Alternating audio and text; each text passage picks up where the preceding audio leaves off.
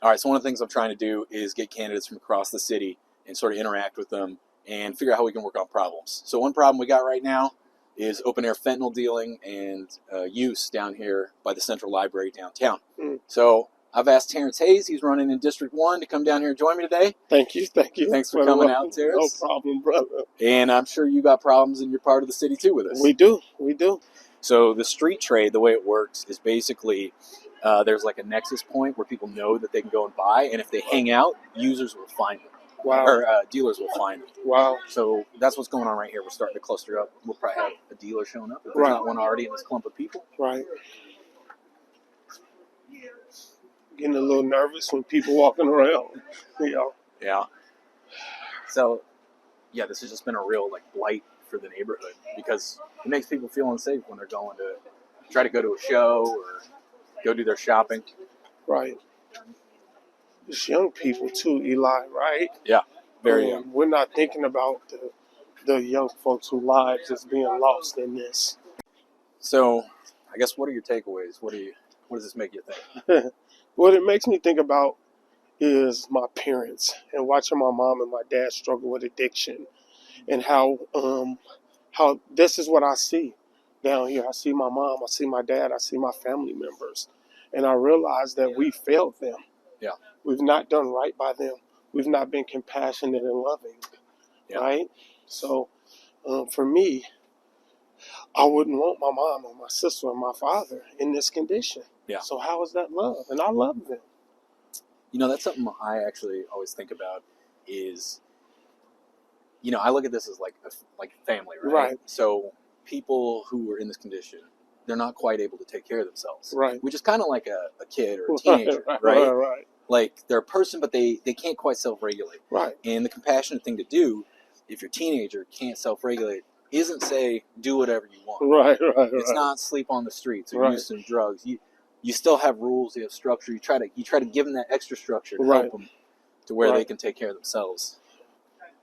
So Terrence, obviously, part of this is a criminal justice kind of connected issue, right? Right. And you've had your own experience with the criminal justice system. Indeed. Yeah. How's that impacted you?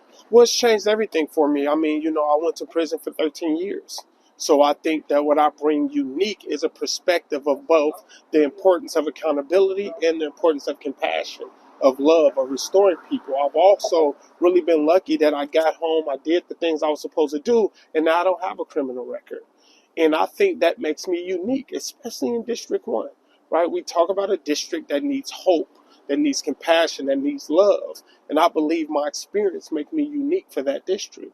So I'm going to bring all that to the table, right? And I'm super excited to work with folks like yourself that is doing the work and can care about folks and be an officer simultaneously. It's not contrary. And so I have the same belief, Eli. I believe that accountability and restoration are not contrary to each other. But if done right, people like myself can live their best version of life. That's why I'm excited about running for city council and working with folks that actually care about people. So how did, coming out of prison, how did that inform your life moving forward? Because you're a father and a businessman, and now you're running for politics. So. Right. So I think it brought a hunger in me, right? I lost my life for a while. And when I came home, I just seen our city, and I fell in love with this city again after being gone. And so it drives me. It makes me want to serve this city, care and love for this city and the people in it. That's something I often, when I arrest somebody and I got them in the back of the car, they'll go into this kind of spiral where they really are beating themselves up for what's going on. And I tell them the same thing I tell my kids. I don't care about what happened before, but you know what? Tomorrow, you get to pick. Right. How do you move forward from here? Who are you going to be? Right. And, so it's always, inspirational to hear a story of somebody, coming out of something and say, I'm going to choose who I'm going to be. Right. It's because it is hope on the other side of that, right? We don't get stuck in the bad moment. We don't let it completely define us. We work through it. We find the better versions of ourselves, and then we let that better version be who we are every day. And so that's, for me, I look at folks and I never lose compassion and love for people after a mistake. I want to be an example for people so they can be better versions of themselves when they come through the criminal justice process. So we're in front of the art museum here, which they've been renovating.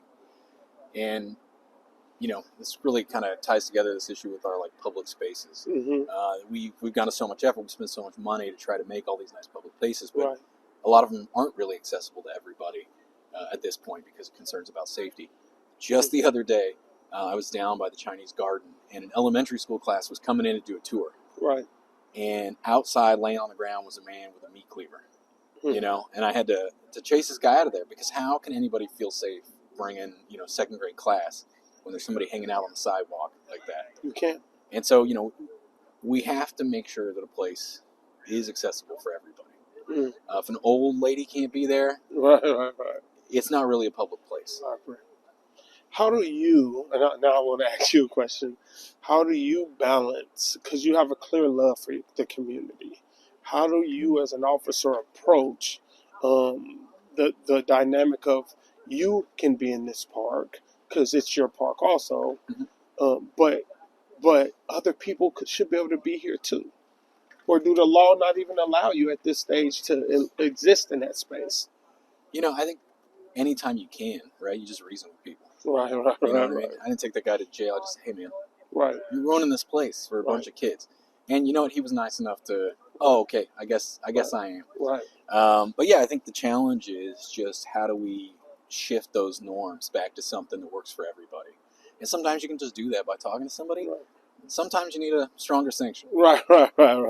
But your first desire is to continue to treat them humane, right? Oh, I mean, if somebody will be reasonable, that's all I need. All I need to know is you hear what I'm saying, and you're on board.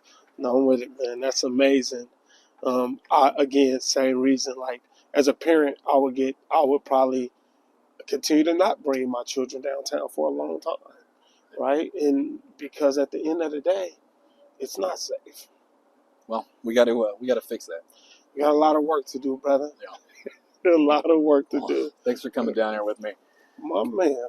We're going to do it together, Eli. We're going to do it together. Don't worry. All right, Terrence.